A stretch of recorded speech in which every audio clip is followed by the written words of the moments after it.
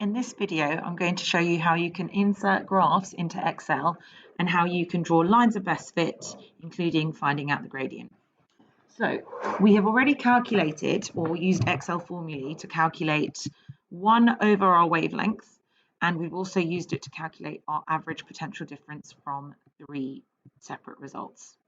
We're now going to draw a graph of 1 over wavelength and voltage, with voltage being on the y-axis and wavelength being on the x-axis.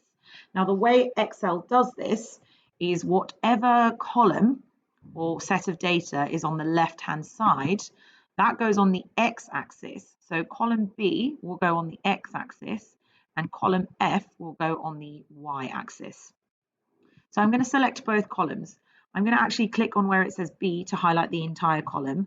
I press the Control button on my keyboard, and I also click on F to highlight the entire column. Then I go to Insert at the top of this ribbon over here, and there are several options of graphs that I can insert. The one I'm going to select is a scatter graph, and the logo looks like the one I'm hovering over. If I click on that, I'm going to insert a scatter graph which only has the axes and the points. If I zoom out so you can see the full graph.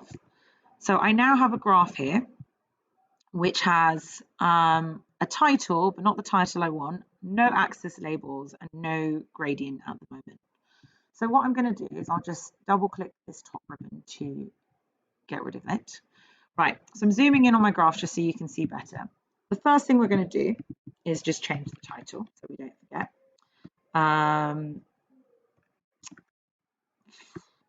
Voltage against 1 over wavelength for LEDs. I'm sure there's a better title, I just can't think on the spot.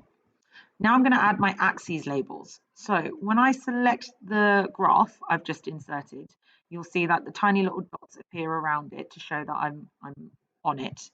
You're going to move to this little plus button, which appears on the top right. If you're using the online version in Google Chrome or a browser, you won't be able to see all of these features, which is why I recommend that you are using the desktop version.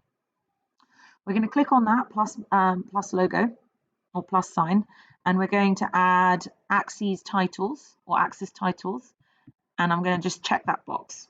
So now I have the opportunity to write V. I'm going to do this in symbols. V for potential difference, and in brackets, capital V for volts.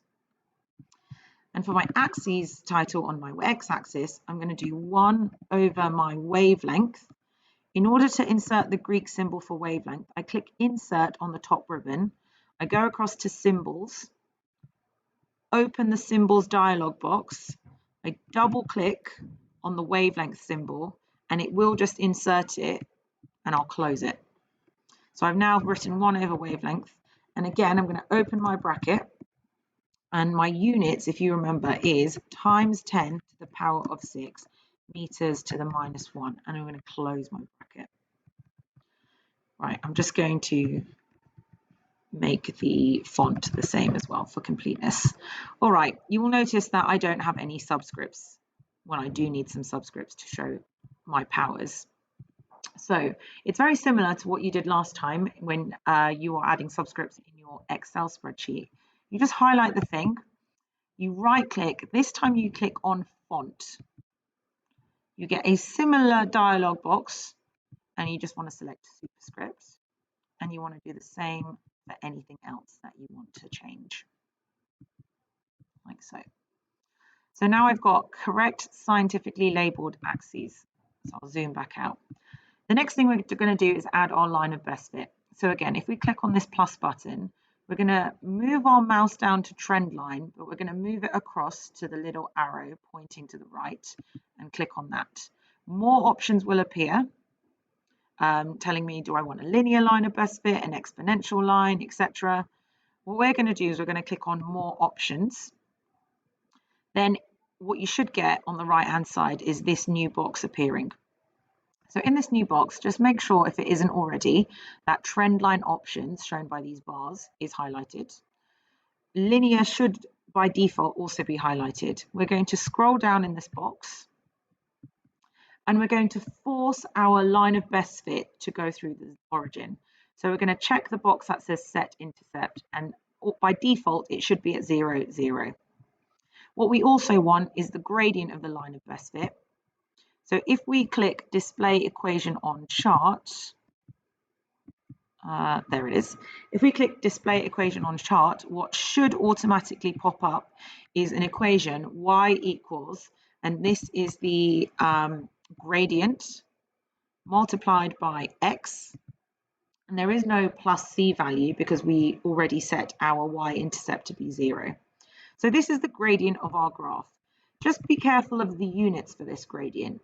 Gradient is found by doing the y-axis, change in y-axis divided by the change in x-axis.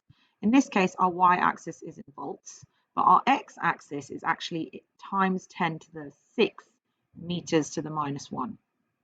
So when we actually want to work out a value of our gradient with correct units, the gradient is actually going to be volts meters times 10 to the minus 6. So there you have it. You have now inserted the gradient of your line and a line of best fit that goes through 0, 0. There are also options for you to change the aesthetics of your graph. So usually if you double click on the points, all of the points, the dialog box usually automatically appears and you can click on these little buckets of paint or these pentagons, and you can change maybe the color of what your points look like. You can also change the line of best fit. So you can play around with those settings if you'd like to. However, a graph like this is fine. What you can do is you can select the entire graph with the gradient already on it. You can press Ctrl+C to copy this graph and Ctrl+V to paste it into a Word document.